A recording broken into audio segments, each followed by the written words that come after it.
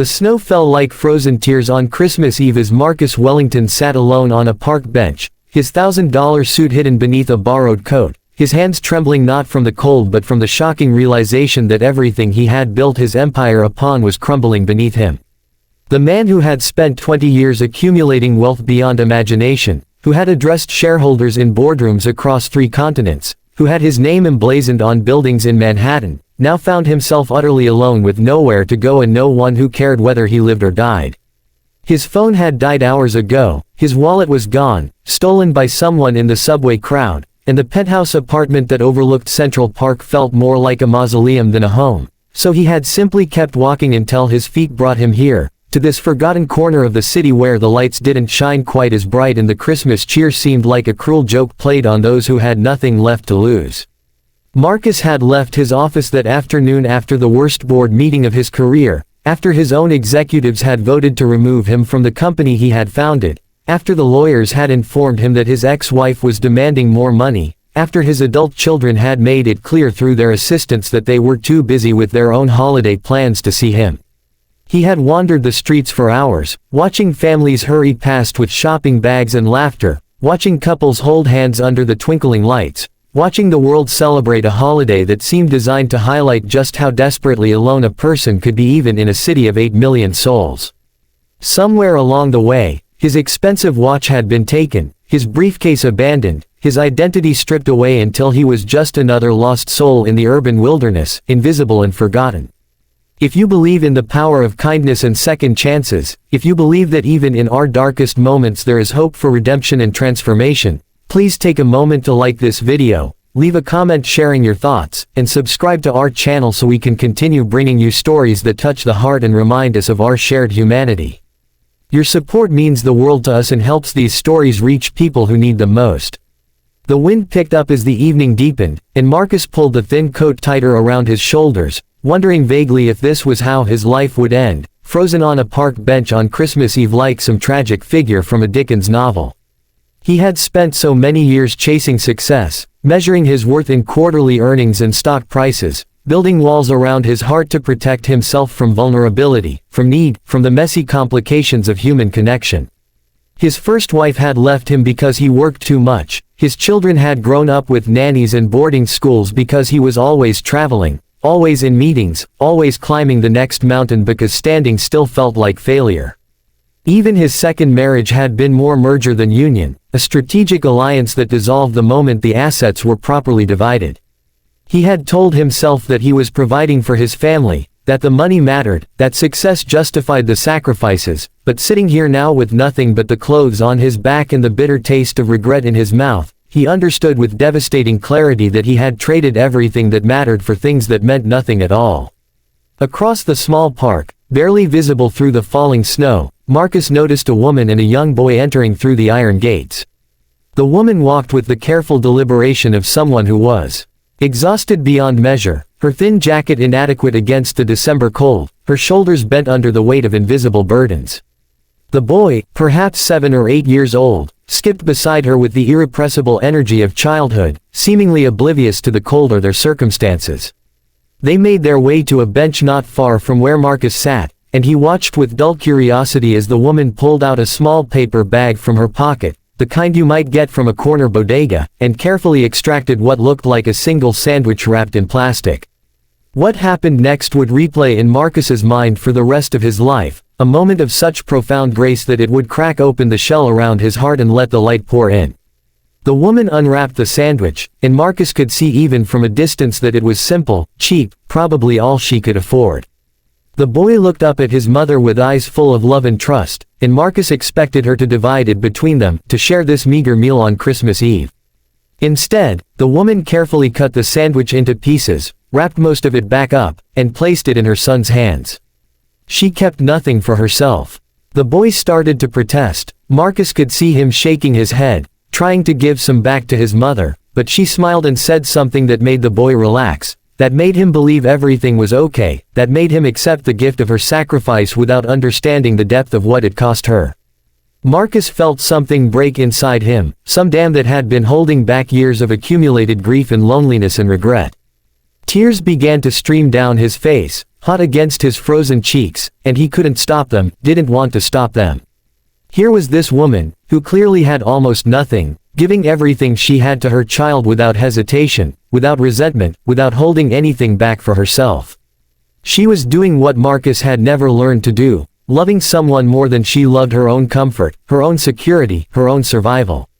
He had given his children money, advantages, opportunities, but he had never given them this, had never given them the gift of his full presence, his vulnerability, his willingness to sacrifice what he wanted for what they needed. The boy ate slowly, savoring each bite, while his mother wrapped her arms around herself and smiled at him with such fierce love that Marcus felt it like a physical blow to his chest. She was shivering, clearly hungry, obviously struggling in ways Marcus could only imagine, yet her face held a contentment and peace that he had never felt even in his moments of greatest triumph. She had figured out the secret that had eluded him for 53 years, that wealth was measured not in what you accumulated but in what you were willing to give away, that the only things worth having were the things you couldn't buy, that love required sacrifice and sacrifice was what made love real. Marcus stood up on shaking legs, his body moving before his mind had fully formed the intention. He walked toward them through the snow, this unlikely pair who had shown him something he desperately needed to see.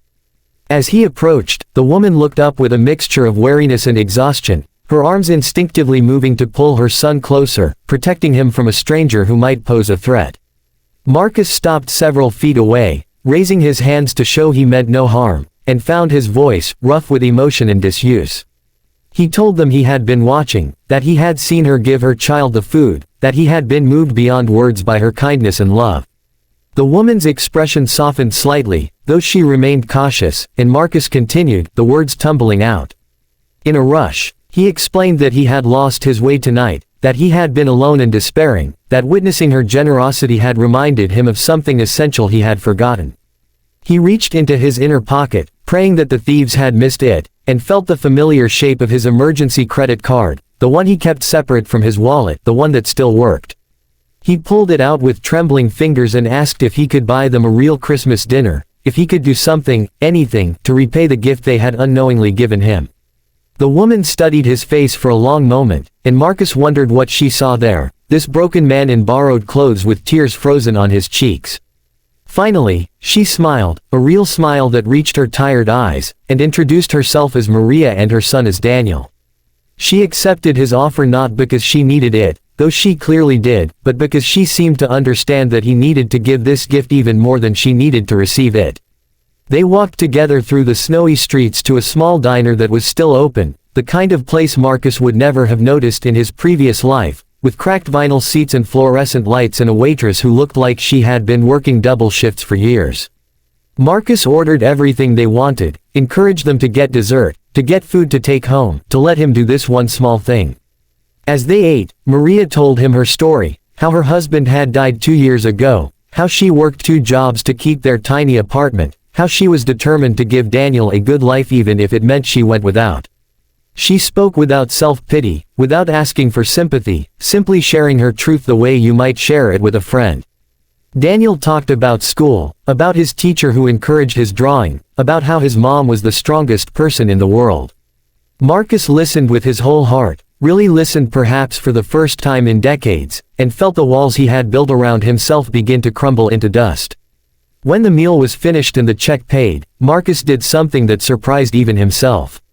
He gave Maria his business card, or rather, one of the old cards he still carried that listed his personal email and phone number, and told her to contact him after the holidays. He explained who he really was, what he did, or at least what he used to do, and promised that he wanted to help, not out of pity but out of gratitude, not as a billionaire dispensing charity but as a man who had been given a priceless gift. He offered her a job at one of his companies, a real job with real pay and benefits, and promised to set up an education fund for Daniel. Maria's eyes filled with tears, and she asked him why would he do this for strangers, and Marcus told her the truth, that she had saved his life tonight by reminding him what it meant to truly love someone, what it meant to give without counting the cost. They parted ways outside the diner, Maria and Daniel heading toward the subway that would take them to their neighborhood, Marcus standing in the falling snow watching them disappear into the night.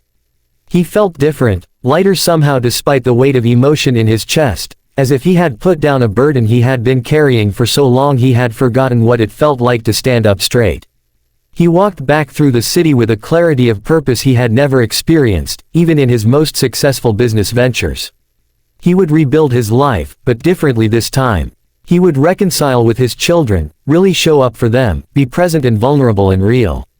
He would use his resources to help people like Maria, who worked themselves to exhaustion trying to provide for those they loved. He would remember this night, this lesson learned on a frozen park bench on Christmas Eve, and let it guide every decision he made going forward. If this story has touched your heart, if you've felt moved by the power of unexpected grace and the possibility of transformation, please show your support by liking this video, sharing it with someone who needs hope, and leaving a comment about a time when someone's kindness changed your perspective. These small actions help spread these important messages of love and redemption to people around the world who need to hear them. Marcus returned to his penthouse that night, but he was not the same man who had left it that morning. He charged his phone and called his daughter, really called her, not through an assistant but directly, and when she answered with surprise in her voice, he apologized. He apologized for missing so much of her life, for choosing work over family, for measuring his love in dollars instead of presents. He told her about Maria and Daniel, about the sandwich shared in the snow, about how a poor mother's sacrifice had shown him the poverty of his own heart. His daughter cried, and Marcus cried with her, and they talked until the early hours of Christmas morning, beginning the slow work of rebuilding what had been broken. In the days and weeks that followed, Marcus kept his promises. Maria started her new job in January, working in human resources at a salary that allowed her to quit her second job and actually see her son in the evenings. Daniel received his education fund, carefully structured to support him through college and beyond. But more than that, Marcus became part of their lives in a way that surprised everyone, including himself. He attended Daniel's school plays and art shows, celebrating the boy's creativity with genuine enthusiasm. He sought Maria's advice when he felt himself slipping back into old patterns, when the drive for success threatened to overshadow what truly mattered. She became a friend, a reminder, a living testament to the power of sacrificial love. Marcus did eventually return to business, but with a completely different philosophy. He rebuilt his relationships with his board, approached his work with balance and perspective, and used his wealth to create programs that supported single parents and families in crisis. He established scholarships in Daniel's name, funded meal programs for struggling families, and personally mentored young people who reminded him of the boy he had once been, hungry for success but not yet understanding what success really meant. His children slowly came back into his life, cautious at first but gradually believing that their father had truly changed, that he had finally learned what mattered most. Before we reach the end of this incredible story, please take a moment to comment below with the word kindness if you believe in the power of compassion to change lives and transform hearts. Years later, Marcus would stand at Daniel's high school graduation, watching this young man who had unknowingly saved his life that snowy Christmas Eve, and feel a gratitude so profound it brought tears to his eyes. Maria sat beside him, her own eyes shining with pride and joy, and when she squeezed his hand in shared celebration, Marcus understood with perfect clarity that he had finally found what he had been searching for all along. Not success measured in money or power or prestige, but the simple, priceless gift of human connection, of being present for people you care about, of loving others more than you love your own comfort. The billionaire who had once been lost and alone on Christmas Eve had been found, not through his own efforts but through witnessing a poor mother's sacrificial love, and in being found, he had finally learned how to truly live.